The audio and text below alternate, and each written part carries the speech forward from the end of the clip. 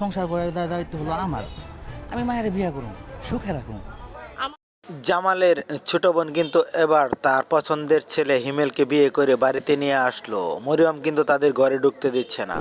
অন্যদিকে কিন্তু মজনু চাচ্ছিল যেন বদরুলের সাথে মায়ার ডিভোর্স হয়ে যায় এবং সেই ফাঁকে যেন সে মায়াকে বিয়ে করতে পারে।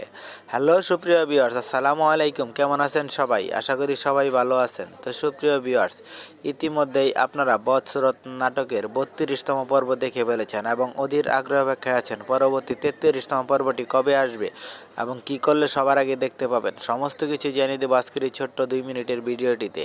তাই সম্পূর্ণ ভিডিওটি দেখতে থাকুন কোনো রকম স্কিপ করা ছাড়া। আর হ্যাঁ সুপ্রিয় ভিউয়ার্স, আপনি যদি আমাদের এই ছোট্ট চ্যানেলটিতে নতুন হয়ে থাকেন তাহলে অবশ্যই চ্যানেলটি সাবস্ক্রাইব করে পাশে থাকা বেল আইকনটি বাজিয়ে রাখবেন। আপনাদের ছোট্ট একটি লাইক, কমেন্ট, সাবস্ক্রাইব আমাদের নতুন আরও একটি ভিডিও তৈরি করতে উৎসাহ দেয়।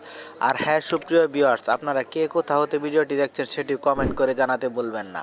আমাদের আগামী ভিডিওতে আপনাদের নামগুলো কমেন্ট সহ পড়ে শোনানো হবে।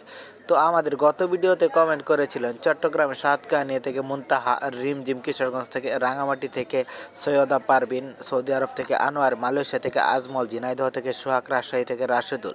আপনাদের সকলকে অসংখ্য ধন্যবাদ কমেন্ট করে আমাদের পাশে থাকার জন্য। তো সুপ্রিয় ভিউয়ার্স, আপনারা কি চান, এই নাটকটি কেমন দেখতে চান, অবশ্যই মতামত কমেন্ট করবেন। আপনাদের মতামতের ভিত্তিতেই টিম সেটি তৈরি করবে। তো সুপ্রিয় ভিউয়ার্স, আপনারা কি চান যে জামাল এবং মায়া আবারও এক হয়ে যাক, নাকি অন্যদিকে কিন্তু জামাল অনেক ঝামেলায় পড়তে চলেছে, সে ভালোভাবে চলতে ফিরতে পারুক? তো আপনাদের মূল্যবান মতামত কমেন্ট করুন। তো সুপ্রিয় ভিউয়ার্স, এই নাটকের পরবর্তী 33তম পর্বটি আসতে চলেছে আগামী মঙ্গলবার বিকেল 3টার সময় ইগল ইসলামিক নাটক ইউটিউব চ্যানেলে।